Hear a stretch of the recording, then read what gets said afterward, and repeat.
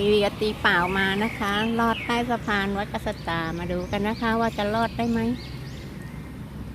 เรือตีเปล่านี่ความสูงของเรือโป๊ะนะคะ จะรอดใต้สะพานได้ไหมคะ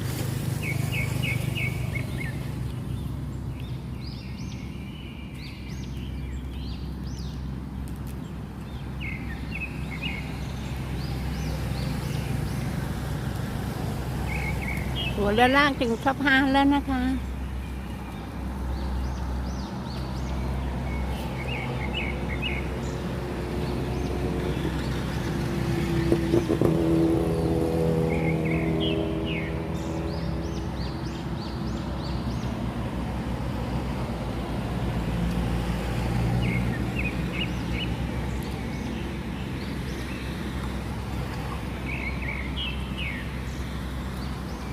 จะรอดได้นะคะ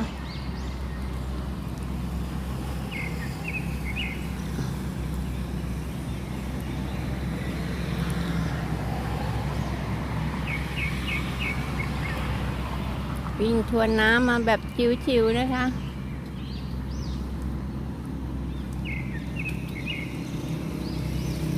น้ำป่าไหลหลากนะคะช่วงนี้น้ำขึ้น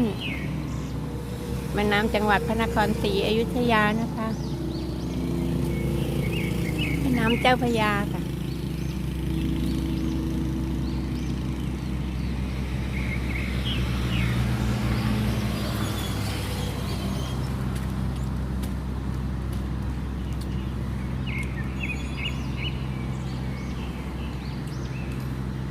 โอ้มีแกว่ง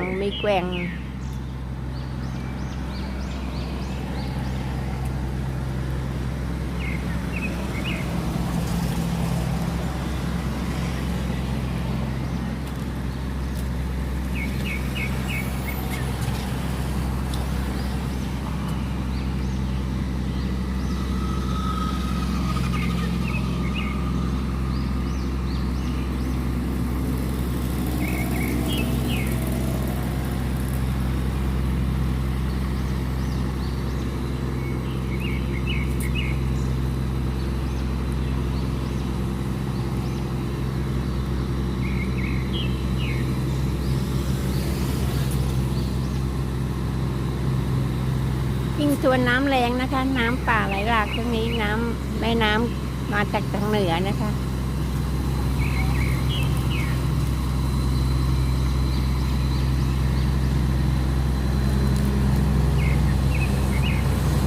เรือเหล็กนั่นจะรั่วด้วยนะเรือเหล็กนั่นจะรั่วมีน้ำเข้านะคะปั๊มน้ำออกอยู่ไหลจอกๆอยู่นะคะเนี่ย